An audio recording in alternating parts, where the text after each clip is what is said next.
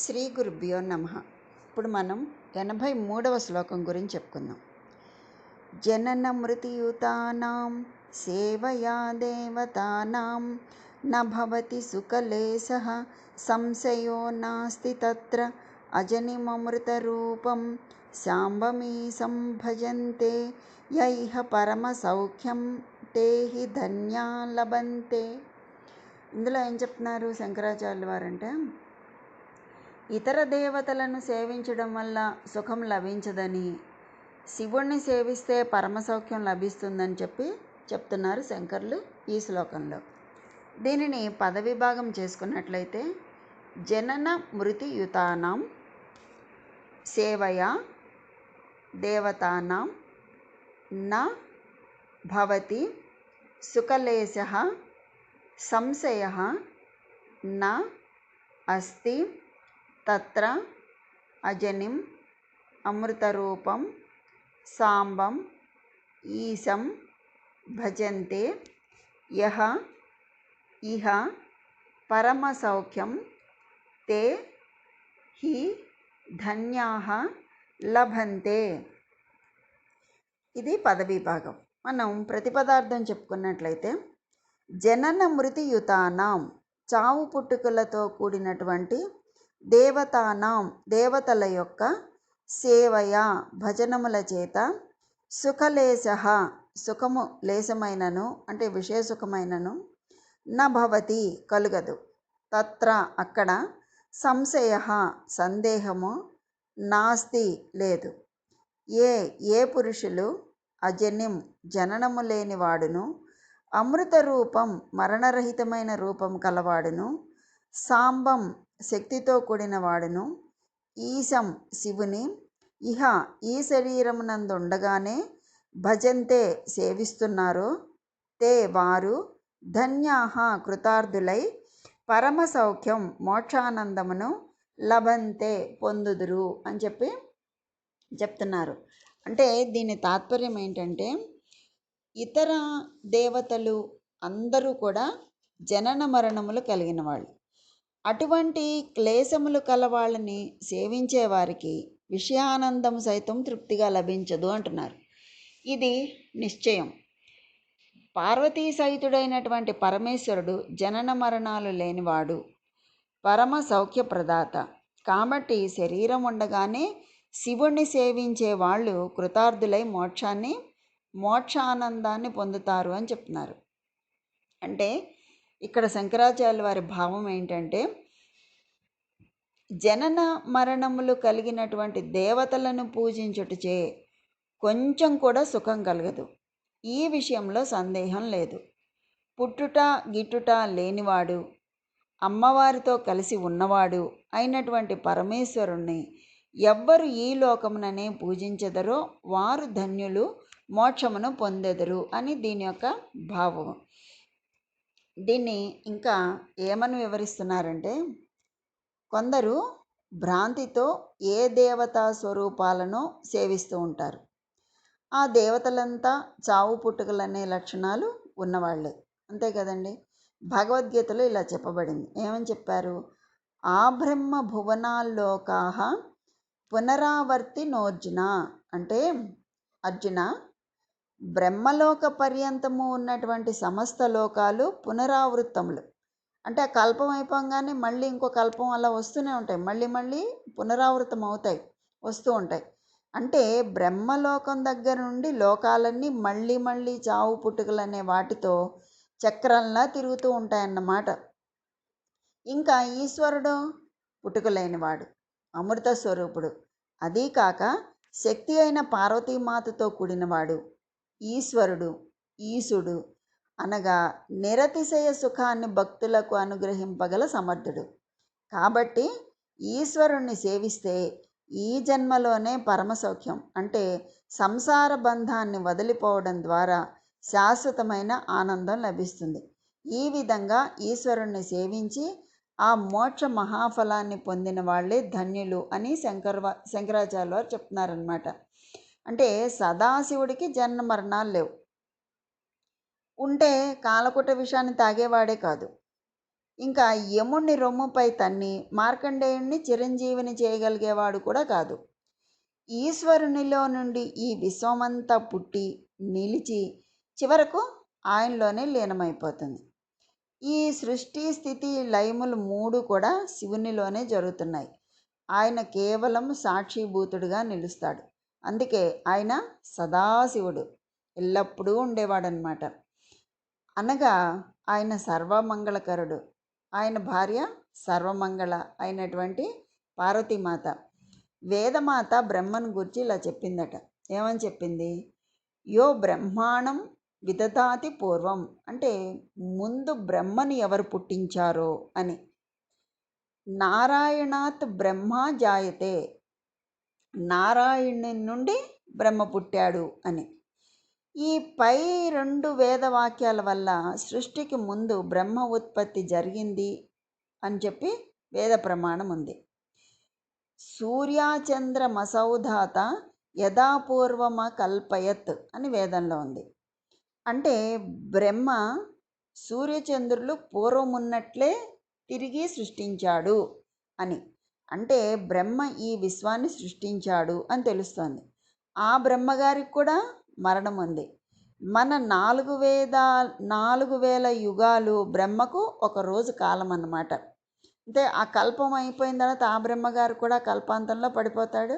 మళ్ళీ పునఃసృష్టి జరిగినప్పుడు మళ్ళీ బ్రహ్మ విష్ణు మహేశ్వరులు, అన్ని లోకాలు, సూర్యులు చంద్రులు నవగ్రహాలు అన్నీ మళ్ళా పునఃసృష్టి జరుగుతూ ఉంటుంది. అది కదా, అంటే మన 4,000 యుగాలు బ్రహ్మకు ఒక కాలం అన్నమాట. సహస్రయుగ పర్యంతం అజర్య అజ సహస్రయుగ పర్యంతం అజ్ఞర్యో బ్రహ్మణో విదుః రాత్రిం యుగ సహస్రాంతం తేహో రాత్రి విధో జనాః.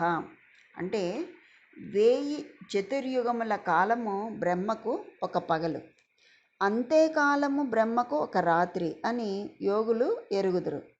ఈ పై ప్రమాణములను బట్టి బ్రహ్మగారికి చావు పుట్టుకలు ఉన్నాయి అని మనకి తెలుస్తోంది. బ్రహ్మకే మరణం ఉంటే మరి బ్రహ్మను సృష్టించిన వారికి మరణం ఉంటుందని వేరే చెప్పనవసరం లేదు కదా. బ్రహ్మాది దేవతలు అశాశ్వతులు కాబట్టి వాళ్ళని సేవించిన వారికి వారు శాశ్వత స్థానము శాశ్వత సుఖాన్ని ఇయ్యలేరు కదా. అందువల్ల శాశ్వతమైనటువంటి ఈశ్వరుణ్ణి ధ్యానించండి అని చెప్పి చెప్తున్నారనమాట. ఏమంటున్నారు? ఏ ఏ పనులు ఎవరెవరి దగ్గరకు వెళ్తే పనులు సక్రమంగా జరిగి చివరకు ఫలం చేకూరుతుందో ముందు తెలుసుకోవడం అవసరం. ఎలా అంటే ఇప్పుడు ఒక దర్జీవాడి దగ్గరికి వెళ్ళి బట్టలు ఉతికి పెట్టమంటే వాడు బట్టలను కాదు ముందు మనల్ని ఉతుకుతాడు, అంతే కదండి. బట్టలు కావాలంటే బట్టల షాప్కి వెళ్ళాలి కానీ బైండింగ్ షాప్కి వెళ్ళకూడదు కదా.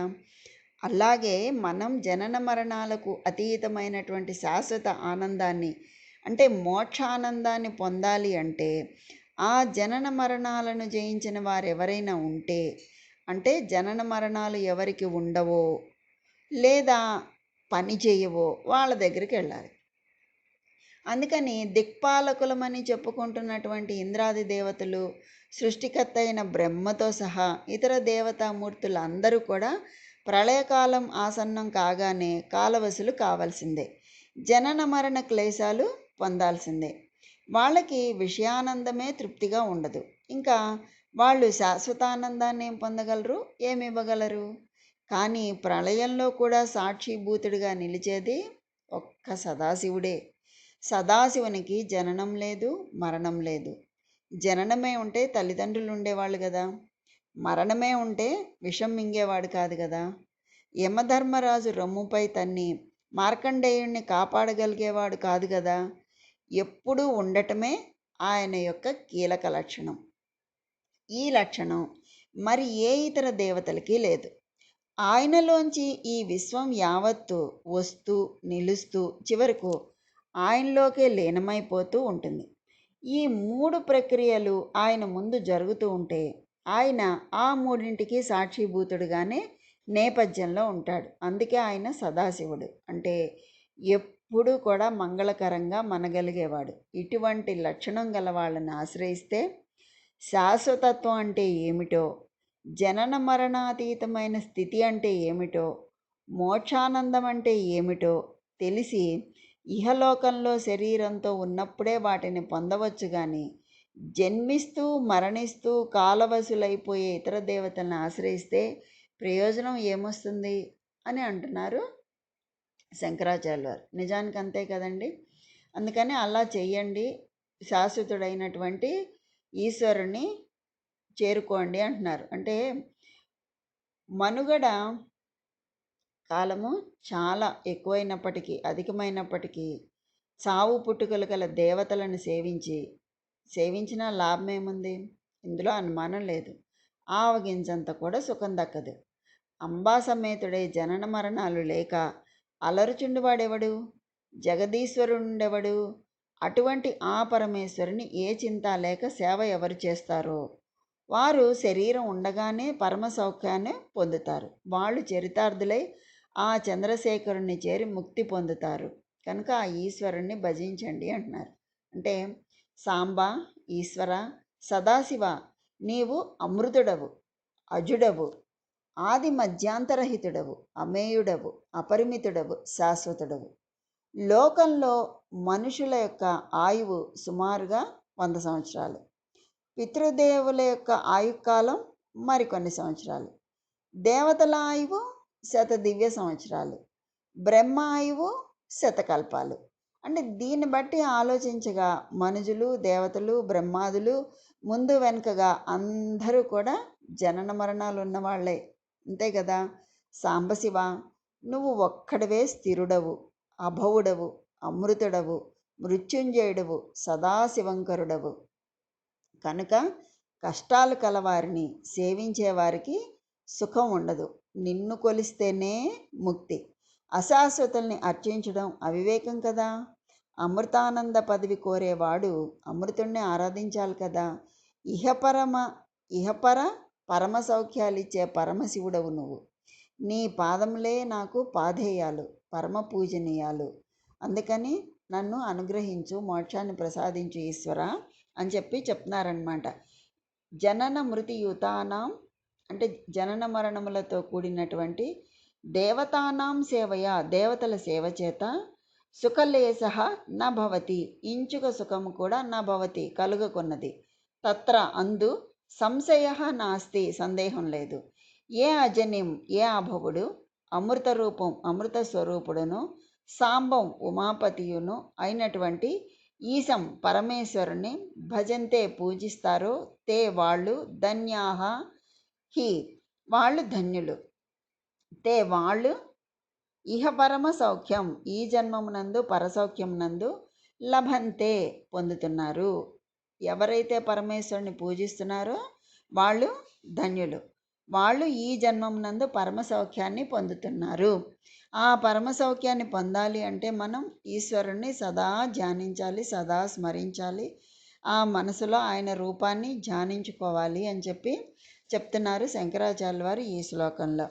కనుక ఆ పరమేశ్వరుని యొక్క అనుగ్రహం అందరికీ కలగాలని కోరుకుంటూ సర్వం పరమేశ్వరార్పణమస్తు. స్వస్తి.